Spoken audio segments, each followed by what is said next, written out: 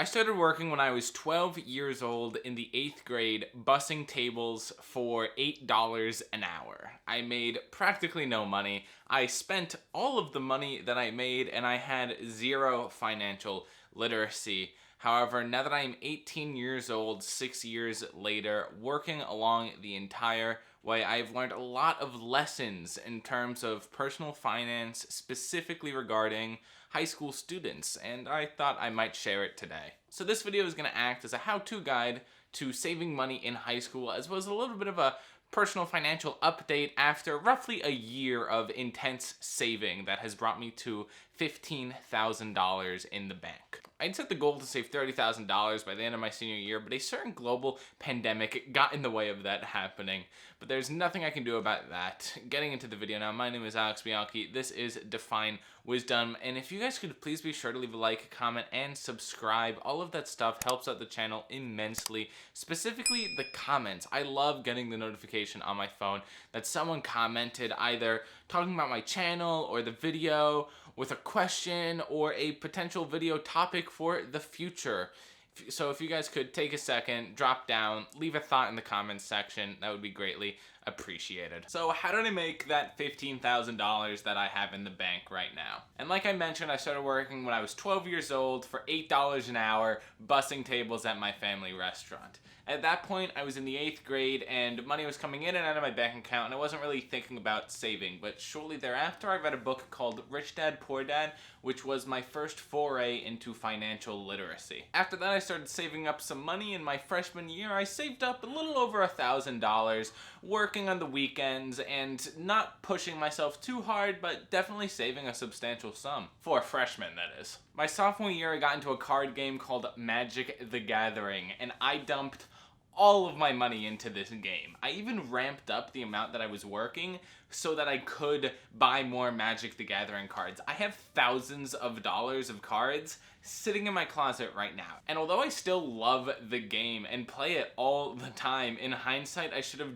definitely laid back a little bit on buying so many cards. I can only play with so many with the limited time that I have to play the game. It's like I was working more to support the game than I was playing the game itself, and obviously that was a mistake. And Magic the Gathering wiped me out, basically brought me down to like $500 or $600 in my bank account. That goes through into the beginning of my junior year when I started to save more and more money, accumulating a little over $5,000 from that summer up until I got my license in January. Once I got my license, I basically played bumper cars for a few months and got entirely wiped out. Thankfully, none of it wound up going through insurance so that my insurance rates didn't skyrocket, and in that case, my mom said she would stop paying for my insurance. So in the end of the day, from my position, it made more sense to not go through insurance and just pay cash up front, but that sucked, and obviously I am a better driver now because of it, although I really wish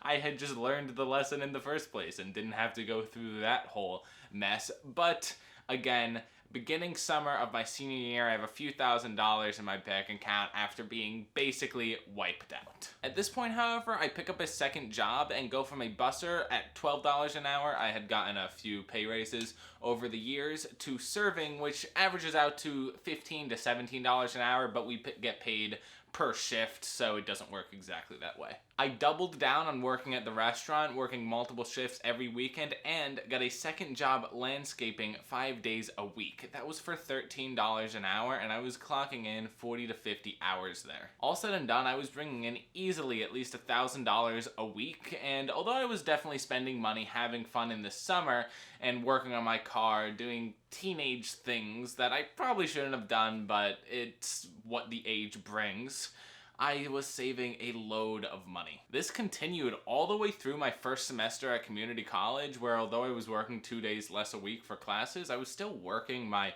ass off, and when landscaping ended in December, I had over $12,000 in my bank account. I lived off of that $12,000 for the next couple of months, not really working because it was a slow period in the restaurant and landscaping was out of season, so before quarantine, I had just about $10,000 in my bank. When quarantine started, landscaping picked back up, and because it's an essential business, I was able to work, and I got a promotion to $15 an hour, and throughout quarantine, I have saved over $5,000 now. More recently, I decided that it didn't make sense to have all of the money sitting in a checking account, so I started to diversify my little portfolio. I moved $5,000 into a high-interest savings account with American Express, which, although it normally gets, 2 to 3% in interest every year, it's right now only 1% because the Fed is keeping interest rates low. But that is way over the head of the content that I make on this channel. Go check out Graham Stephan if you want to learn more about that. I moved another $5,000 into M1 Finance,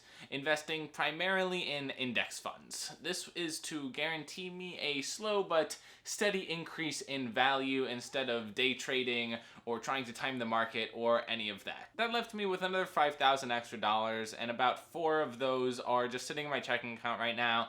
I'm still deciding if I want to save a little bit more, invest a little bit more, or what, and then I threw some money into a Roth IRA to just get that ball rolling. Although I'm not investing too heavily in it because I do plan on taking a lot of money out when I'm done with college to travel or start a business or who knows what, I do just want to get that retirement ball rolling. In fact, if you were to max out a Roth IRA, because there's a limit to how much money you can put in one every year, and you got the average rate of return until you turned 65, you would have almost $1 million in non-taxable income. That's insane. Could you just imagine you turn 65 or whatever the retirement age is at that time, and you just have $1 million that the government can't touch? That is what I'm talking about. So that's how I made my money and where it is all stored. But another big part of personal finance is your credit score.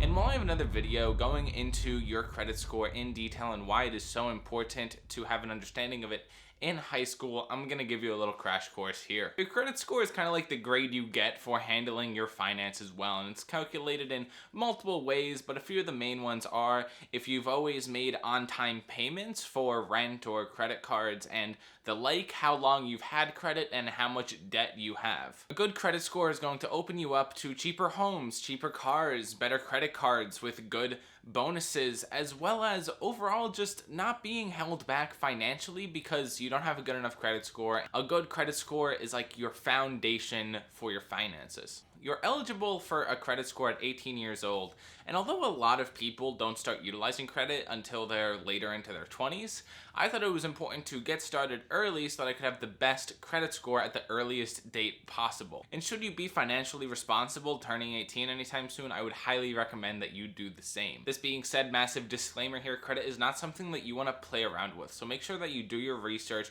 you know what you're doing, and you never use credit to buy something that you couldn't otherwise afford in crash. But my credit story starts 6 months ago when I got the Wells Fargo student card and the Discover It card. I used these cards to make on-time payments and never maxed any of them out, never buying anything that I didn't have the cash already in the bank for. Now you might say, why didn't you just pay for it in cash if you could? And making on-time payments is going to boost your credit score, and these cards that I have also give me 1 to 2% back on everything that I purchase. So if something cost me $100 and I put it on a credit card, and now it only costs me $98.